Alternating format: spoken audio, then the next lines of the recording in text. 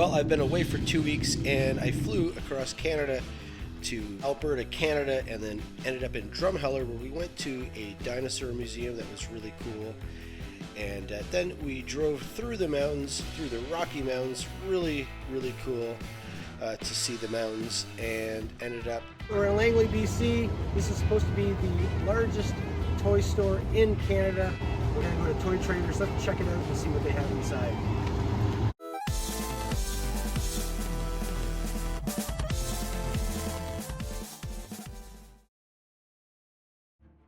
Toy Traders is definitely an experience you have to check out if you're in this area near Vancouver, BC. It's really cool. Their dioramas are amazing. They're about probably 40 feet high in this huge warehouse, and it's everything you can imagine a diorama could be with all of this space. It is really cool. I'm going to show you around a little bit, and then I'll show you what I picked up from this toy store.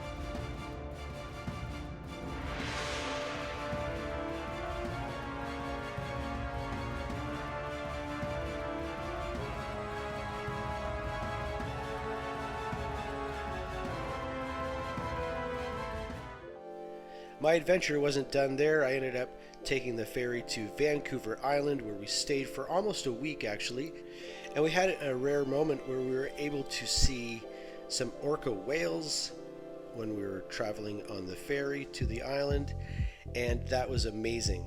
After a week, we went from the island back to Vancouver and drove across the Rockies again, and ended up back in Edmonton, Alberta for a day before we flew out. All right, I'm back. Me and my family have been on this trip for almost 2 weeks, and I did do some thrift shopping in Victoria, BC. I didn't find anything that was worth putting in this video, but I'm back in Edmonton, and I still have my rental car here, and I thought I would take advantage of it before I fly out back to Ontario tomorrow. And here we have Issues. I picked this store just because I thought that the name was awesome, and on their Facebook page, it looked like they had a really good selection of vintage toys. So I'm going to go in and check it out.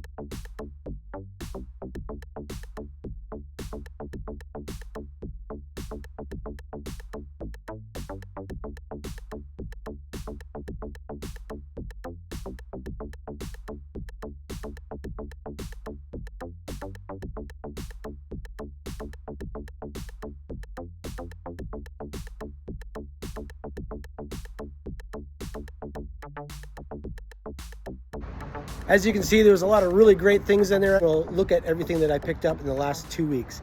First, let's take a look at Toy Traders. Now this is in my Airbnb, so I don't have the best setup. It's kind of echoey here. I don't have my tripod, but I'm going to try to show you the best I can what I got. I got this little bag here.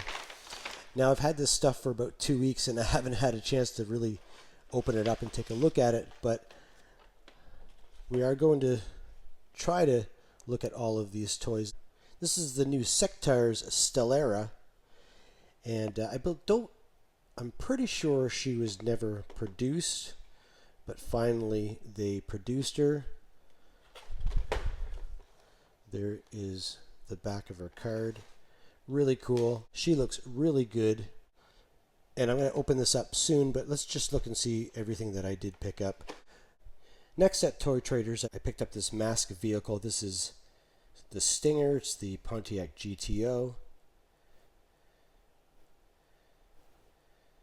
And I also picked up the figure that came with it.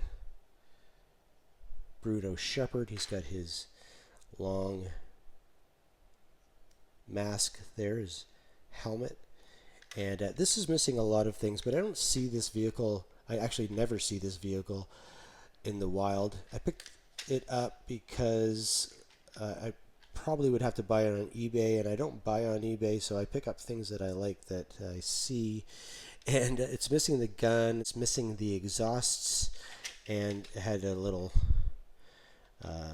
chain here in the back that it's missing, but that's okay. I'm happy. It does transform.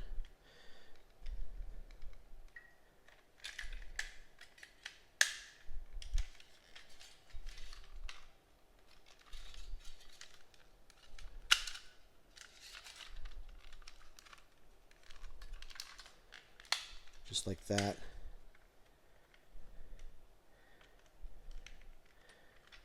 And it's going to look great in the collection. Maybe I've got some parts for it. I don't know. But we'll put that off to the side here. And I picked up one more figure from Toy Traders. It's the version 2 of Roadblock, classified figure. I couldn't find him anywhere when he came out, so I'm really glad to get him. I think I have version 1 of him in the classifieds, but I really wanted the original one. This is version 1 of the Hasbro ones from the 80s. I really wanted him. My friend, my best friend back in the day had him, and I didn't have him myself, but he had him, and it was his favorite figure, and I thought I better get him in my collection. I really like it. It's really cool. So what I have to say about Toy Traders is it is definitely a really, really cool experience, and the dioramas are amazing. It's pretty cool. If you are a modern collector, they have aisles and aisles and aisles of modern toys, statues, and comic books, and collector cards, and Lego, and Hot Wheels, and whatever you can think of, they have it there. And they do have some vintage toys, as you can see. I got the mask toy, but it's few and far between. I assume that they would have had aisles of vintage stuff, but you know, vintage stuff is probably a little harder to fill a big building like that. It was like a warehouse. So it was really cool to go there. I highly recommend you going to Langley, BC, and checking out Toy Traders. Now today we did go to We Have Issues. I love the name. And the owner, Paul, was gracious enough to give me a tour of the shop and show me around. And they have some really cool vintage stuff, as you could see in the video. And I picked up not so much vintage stuff, but I picked up this Reaction Plus figure. This is Fatal Fluffy, the Cobra Beast. And I'm picking up all of these Reaction Plus figures that are O-ring, but that are characters that we did not get in the original vintage line. So I'm really happy to get him finally. He was a little cheaper than I could get him on Amazon. And I also picked up Ramar the Gladiator. I think he was pretty sure from the, not sure if he was from the movie or if he was from one of the Sunbow animation series. I can't remember now. I haven't seen that in a long time. There's his file card, and here's all the figures in that wave.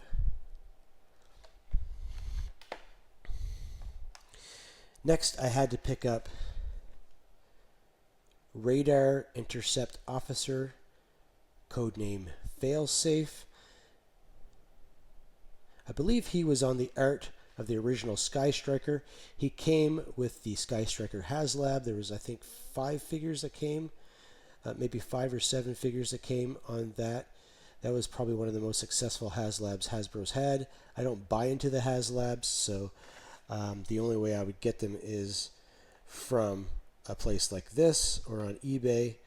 But I already have Scarlet, and Failsafe is a must-have, I think. I think the Ramp Rat is a must-have too, but they didn't have him, unfortunately.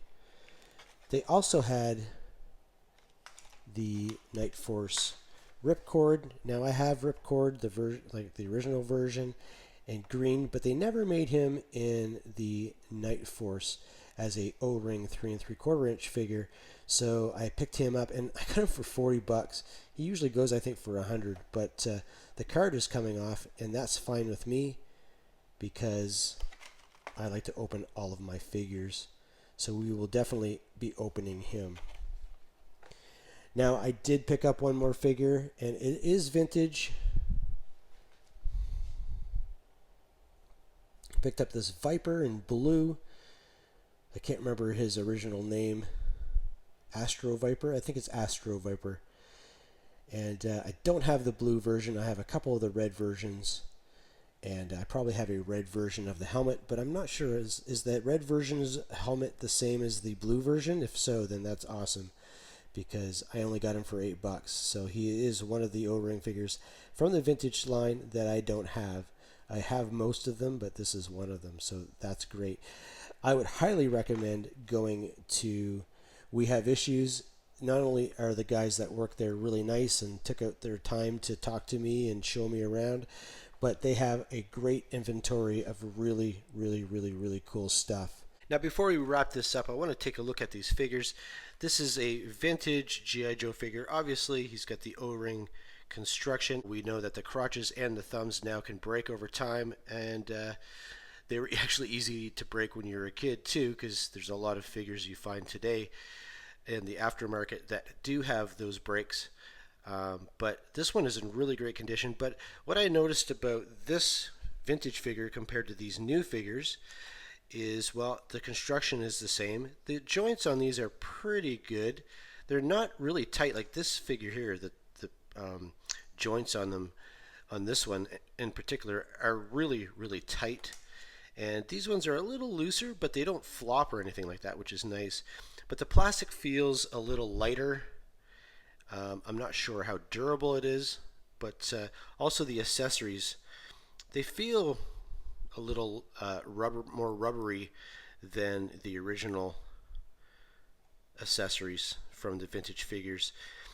But I really feel like these are made pretty good. They look great. They've got the screw on the back. They've got the screw on the legs, the O-ring. So the construction is really good. I just feel like maybe it's a lighter plastic. And then when we look at the Super 7 Reaction Plus figures, I feel like the plastic on these are really nice. I think the construction on his knees, when his knees are not bent, they look almost seamless, and they do bend like that. Again, the O-ring construction, these are done by Super 7 instead of Hasbro. So I'm not really I do have a lot of the regular reaction figures, and I just find that the molding on those are quite soft. A lot of the molding lines and stuff like that, a lot of the detail is really soft on those, where I find that these ones have a lot of really nice detail in the muscles, and even on his clothing and his gauntlets and stuff like that, his hair. And they do have a little articulation on the neck, nothing up and down. But I want to look at this figure where he's got all the same articulation, O-ring and everything. He does have the swivel arm, but his neck or his head really moves a lot. You can't see the joint there, so there must be some kind of articulated joint that allows you to do that, and it's being hidden by his hair. But I really like the fact that he can look down that far, because he's a pretty tall figure compared to the regular figures, and that's probably why these are a little bit more. I love these Reaction Plus figures, especially the next wave. I think they're fantastic. We take a look at the Sector's figure here. She reminds me of a vintage Sector. She looks amazing. Nacelle, I think that's how you say the company. They did a really great job capturing how the vintage figures look and feel. The plastic feels really good. I'm not sure if this is going to have gold plastic syndrome or not, but she's got a knife and a shield and then some kind of shotgun here that you can plug into the back, and it looks really good. She does have double knee joints. I think that is different than the vintage ones. I'm pretty sure the vintage ones don't have that. I don't have one with me to show you that, but I think the articulation is mostly the same, except it has the double knee joints. And there you go. So that's my look at these figures that I got here in the west coast of Canada. Had a really good time flying out today. Actually, I'm flying out this morning, and I just wanted to finish this video up and get it online. So I hope you enjoyed that. Please like and subscribe if you enjoyed this video, and I'll see you in the next one. Bye.